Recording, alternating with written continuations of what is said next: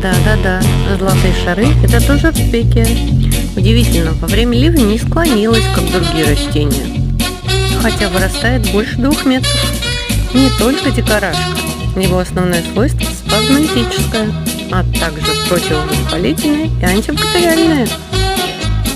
В народе верили, что золотые шары помогают от измены, поэтому жены зашивали в полы, а одежда своих мужей несколько лепестков рудбекии.